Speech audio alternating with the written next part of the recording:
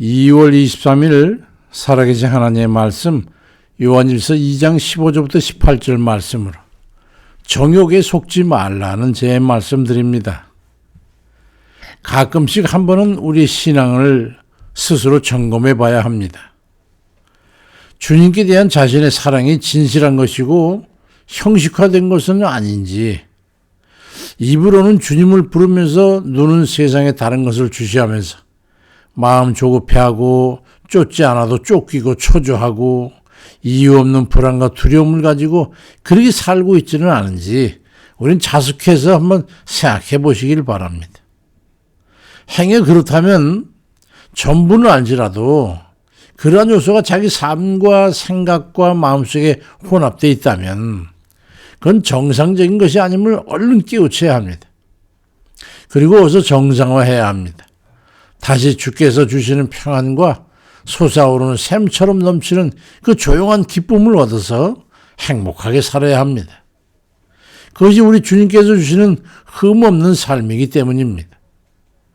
그래서 주님께서 말씀하시기를 요한복음 14장 27절에서 평안을 너희에게 끼치노니 곧 나의 평안을 너희에게 주노라. 내가 너희에게 주는 건 세상이 주는 것과 같지 아니하니 너희는 마음에 근심하지도 말고 두려워하지도 말라고 그렇게 말씀하시고, 예레미야 29장 11절에는 여호와의 말씀이니라 너희를 향한 나의 생각을 내가 아나니 평안이요 재앙이 아니니라 너희에게 미래와 희망을 주는 것이니라 그리 말씀하고 있습니다. 같은 평안과 같은 기쁨과 같은 만족과 같은 즐거움은 그런 것 같아도요, 실제로는 완전히 다른 겁니다. 그건 같은 것 같아도 주께로부터 오는 것인지 정욕으로부터 오는 것인지 구별해야 합니다. 껍데기만 다를 뿐이고 실제 내용은 전혀 다른 거예요. 이것을 구분하지 못하게 되면 악한 마귀에 여지없이 당하게 돼 있어요. 요한일서 2장 16절에 이는 세상에 있는 모든 것이 육신의 정욕과 안목의 정욕과 이생의 자랑이니 다 아버지께로부터 온 것이 아니요 세상으로부터 온 것이라고 말씀합니다. 정욕은 육신의 본능적 원함과 연결되어 있고 세속적이면서 쾌락적이고 관능적입니다. 그에 반해서 주께로부터 오는 영적인 것은 성령의 원함과 연결되어 있고 들레지 않고 차분하며 평안하고 거리낄 것이 없이 당당하며 불안 요소가 없고 담대합니다.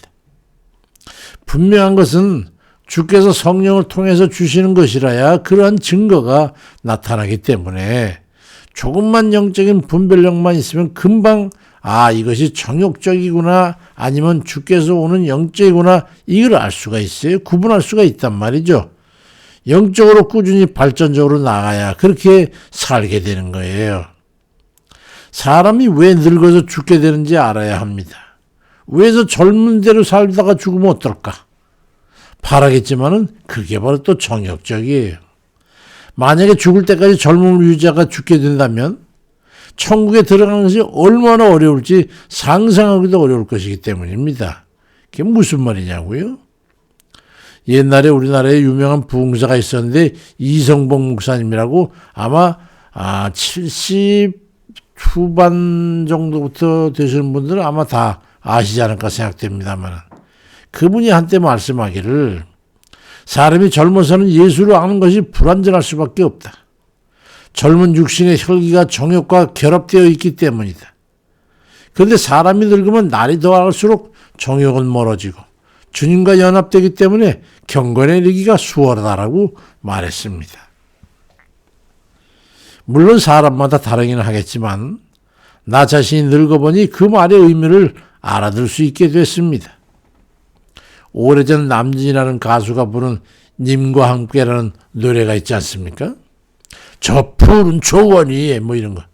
그림 같은 집을 짓고 사랑하는 우리 님과 한 백년 살고 싶어. 봄이면 씨앗 뿌려 여름이면 꽃이 피네. 가을이면 풍년되어 겨울이면 행복하네. 목화적이지요. 이런 노랫말이 있어요. 젊어서는 저도 그 노랫말이 그렇다게 참 그렇구나. 꿈 같으네. 그 연상됐었는데 어제 마트 갔다가 우리 집사람하고 그 얘기 남진한 가수가 뭘 한다는가, 리사이틀인가 뭘 한다 그러길래 그 말을 했어요. 한 100년 살고 싶다고? 한 3년이나 살 수 있을까? 내가 생각해는 여자가 먼저 도망갈 것 같은데. 그러니까 우리 집사람이, 왜 여자예요? 그래, 집사람이 묻는 거예요. 저 푸른 초원에서 땅 파먹고 살기 어려워져 봐. 누가 더 어렵겠어요? 그러니 여자가 먼저 푸른 초원이고 뭐고 걷어치우고 도망가고 말 거 아니에요. 젊은 날의 정열이 식어봐요. 남는 건 가난한 환멸만 남을 거 아니에요. 그러니까 우리 집사람, 당신도 적잖이 늙었는데 그것만 남았어요? 그게 뭐예요? 환멸 말이에요. 그래서 내게는 진도가 더 나아가서 환멸을 지나 이제 진짜 알짜 불만 남아있어요. 나는 당신을 보고 있어도 그래도 보고 싶어하는 사람이에요. 그랬더니 아멘 하더군요. 아멘 할 자인지는 모르지만 기분 좋게 다녀왔어요. 젊어서는 정욕 줄 수밖에 없기 때문에 냉정한 이성이 돌아올 때쯤에는 인간은 무책임해질 수밖에 없는 거예요. 잠 30장 30절에 고운 것도 거짓되고 아름다운 것도 헛되지만 오직 여호와를 경외하는 자는 칭찬을 받을 것이라는 그런 말씀이 있잖아요. 늙어보니까 젊어서는 죽었다가 깨어나도 깨달을 수 없는 이 말씀이 진심으로 알게 됐어요. 곱고 아름답고 경쾌한 젊음이 너무 가볍고 위태하며 헛된 것임을 깨닫고 두세 층 계단도 힘들어하며 걸어 올라가면서도 작정된 기도 시간에 주님께 기도하러 나아가는 그 백발의 할매의 모습을 바라보면서 한없이 사랑하게 되는 그것이 진실이란 말이에요. 우리 주님 그걸 기뻐하시는 거예요. 오직 여호와를 경외하는 여자. 남자도 마찬가지 아니겠어요? 정욕적인 것 말고 하나님께서 기뻐하시는 것을 우리는 구해야 합니다. 데살로니가전서 4장 1절에 그러므로 형제들아 너희가 마땅히 어떻게 행하며 하나님을 기쁘시게 할 수 있는지를 우리에게 배웠으니 곧 너희가 행하는 바라. 그래서 더욱 많이 그에 힘쓰라고 말씀하고 있고 고린도후서 5장 9절에는 그런즉 우리는 몸으로 있든지 떠나 있든지 주를 기쁘시게 하는 자가 되기를 힘쓰노라 말씀하고 있습니다. 우리가 하나님을 기쁘시게 하는 것은 정욕으로 살고 행하는 것이 아님을 알아야 되죠. 그리고 야고보 4장 3절에 구하여도 받지 못하면 정욕으로 쓰려고 잘못 구하기 때문이라고 하는 말씀하시니 경건한 영적 생활을 추구하는 그런 삶을 우리는 살아내셔야 합니다.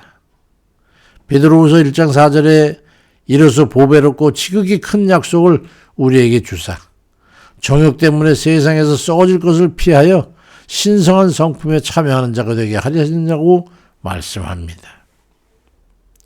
주님께서 우리에게 원하시는 삶은 정욕이 혼합된 속되고 감정적인 것이 아님을 깨닫고 날이 갈수록 거룩함과 정결함으로 조성되는 경건의 삶을 살아가는 그런 이들 다 되시길 주의 이름으로 축원드립니다. 아멘입니다.